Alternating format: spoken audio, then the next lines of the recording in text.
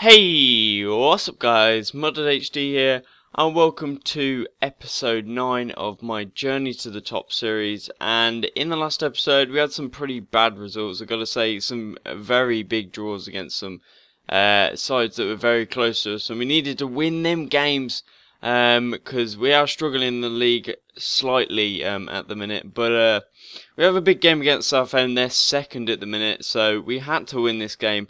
And we get a nice goal from Jake Robinson, a very nice goal, weaving around that defence, and a great goal. But I don't know how we missed that opportunity there, basically an open goal.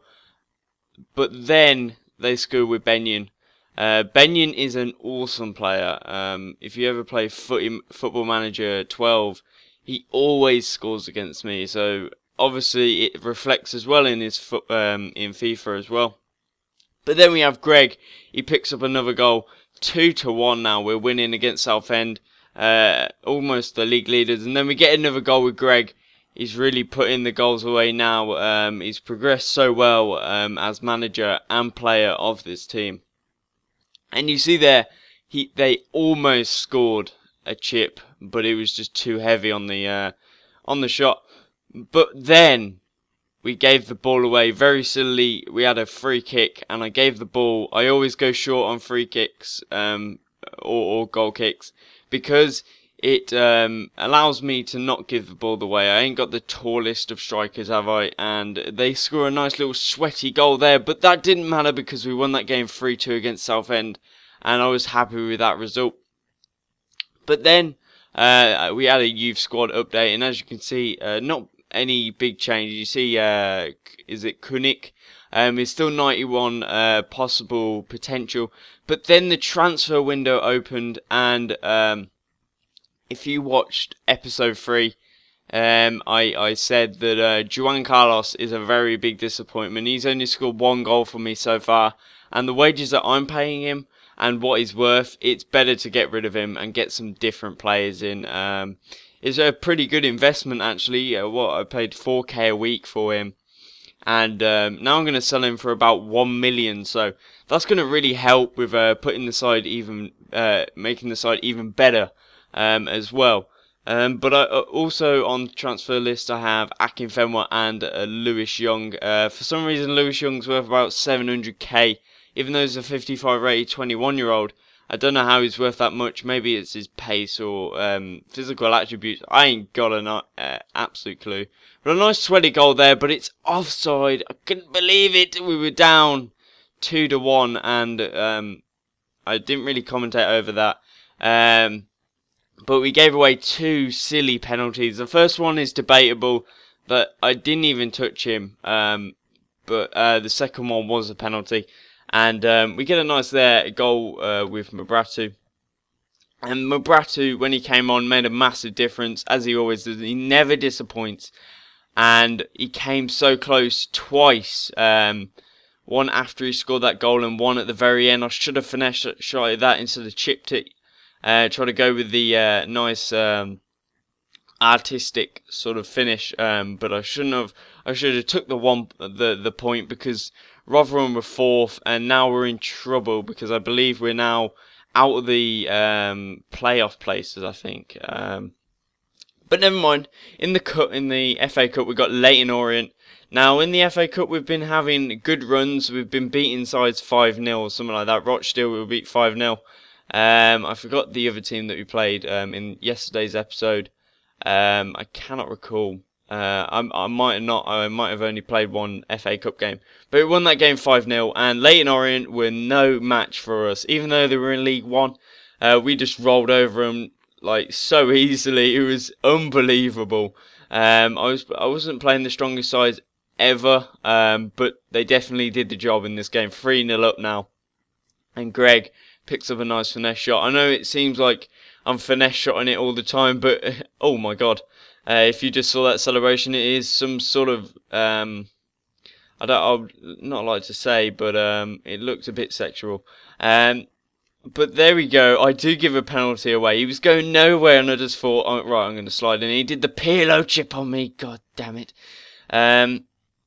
cheeky little devil off the post and in, and I wasn't happy with that. But Akinfenwa has had an offer after that game, and I said yes because I haven't used him this season at all. And then an offer for Young, and I said, right, he's worth 750, but I know I'm not going to get any more for him, and I sell him as well. And we have about I think it's about one point. Well, they haven't sold yet, but they do sell, and I have about 1 million in the transfer budget. So I had to go and get another winger out. I have been struggling with wingers, so I had two choices. It was either Nyasi. Everyone knows about Nyasi. He's an absolute pace abusing son of a gun. But there was also another guy that I found, Zeman. Very pacey as well. They got the speedster trait and the acrobatic trait. But yeah, Nyasi was 63, Ziman was 62. They was the same age, but Nyasi had the long shot trait, and they were pretty much the same on pace, if you see there. So I went for Nyasi because he was definitely the better player out of the two of them. So I offered about 600k, I think I recall, and then I went for another guy called I can't remember his name. But then New England, who Nyasi plays for, wanted for 700k, so I put another bid in for about 600k, I believe. I know it's been quite a hard edit this time because of so much doing with the transfers.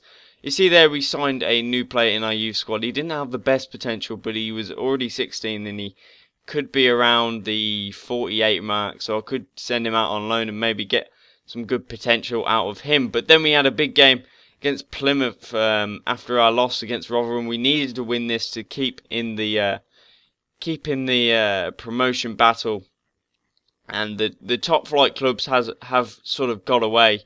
But when it came to this Plymouth game, we were dominating 100%. It feels like every game was sort of dominating. I don't know whether it's too easy, or the defence is or my midfield is just too good. But a nice goal there from Greg, 43rd minute, finesse shot. That's just what you're going to get from him. He's going to finish every single finesse shot for me. You see there a nice little rasping shot from Greg as well, 55th minute as well. But I've got to say, this was pretty much easy as 1, 2, 3. I tried to get a chip in there with Mabratu, but you'll see here, he uses his pace to get past the defender, and I just couldn't hold myself back from doing that chip. Time to perfection by Mabratu, and he puts it into the back of the net, easy as pie. And you see there's the guy Ganashkuna. He's a cam, but he's very pacey and he can go on the right wing. Marek Gunashkula. In the FA Cup, I got 67,000. That's a lot of money for a League 2 side. And then Juan Carlos. I got an offer for Juan Carlos, and I'm going to say yes because I didn't want to get I didn't want them to pull out on that offer because I needed the money because I did not want him much longer. And then I had to offer a tiny bit more. I managed to get it to 675. So I reckon I did a good deal there. I saved 25,000. I'm about to say coins, but 25,000. And then I changed my budget. And then I'll try and get Raheem Sterling. And if you haven't heard of this guy, being a Liverpool fan, this guy in real life is amazing. He's only 17. Well, he's probably 18 now, but he's doing amazing in the first team. He probably won't be playing now, but never mind. I'm gonna have to say this is the end of the episode, guys. So please like and subscribe if you enjoyed the video as well as my content. Please go check that out. Thank you guys for watching, and I'll see you guys next time.